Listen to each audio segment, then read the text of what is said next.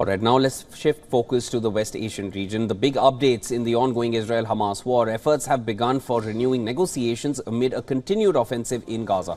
Hamas has meanwhile released a video of 3 Israeli hostages pleading for their release. The Hamas video shows 3 elderly hostages. We'll have their visuals on your screens. Here they are. They're aged between 79 and 84. All 3 of them could be seen sitting on chairs at an undisclosed location. Their appearance, of course, looks different now, and they're asking to be freed. Israel has strongly condemned the release of the video and has called it a criminal terror video.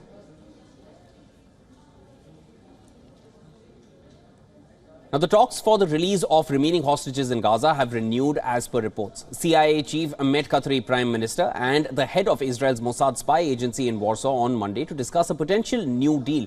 Mossad chief was also reported to have met with Qatari Prime Minister in Norway on Friday night. Hamas officials have meanwhile reiterated that a potential deal will only be possible if Israel stops its attacks. Meanwhile, U.S. Defense Secretary Lloyd Austin met Israeli leaders on Monday. He said the United States will keep providing Israel with arms to defend the country. He also announced that the first commercial trucks have entered the Gaza Strip since the war started. Following the talks with his counterpart about scaling down the offensive, Israeli Defense Minister Yoav Gallant signaled that Israel will gradually transition to the next phase of operations in Gaza. We will continue to operate in different levels of intensity according to the situation in the region, and I can tell you that soon we will be able to distinguish between different areas in Gaza.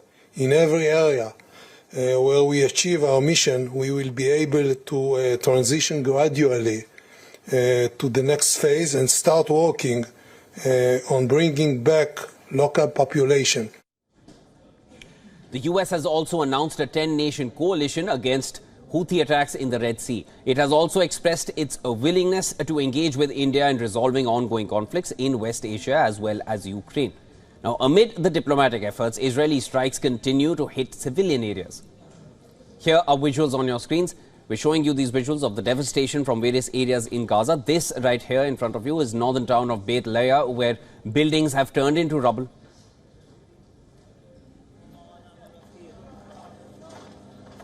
There's hardly anything left, while people staying in the area are making their way out of whatever they can find from within the rubbles, carrying it in plastic bags.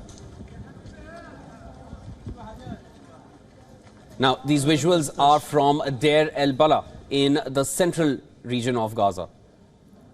The wounded and dead here are rushed to hospitals in the aftermath of Israeli strikes on Monday.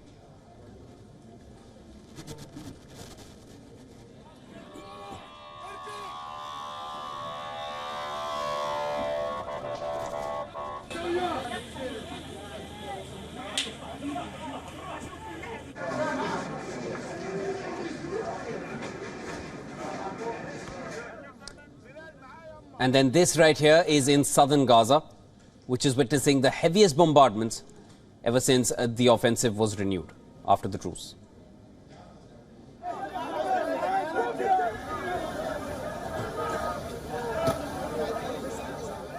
Now, the situation is particularly grim in the region of Khan Yunis, where several are reported to be killed and injured daily as they are caught in the line of fire.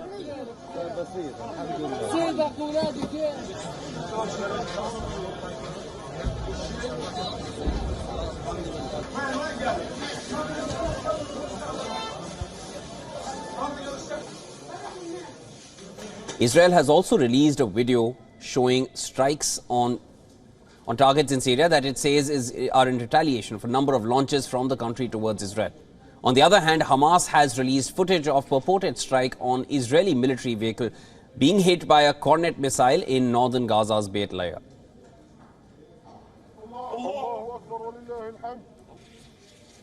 All right, for more on this, we are being joined by our correspondent, Jody Cohen from Ranana.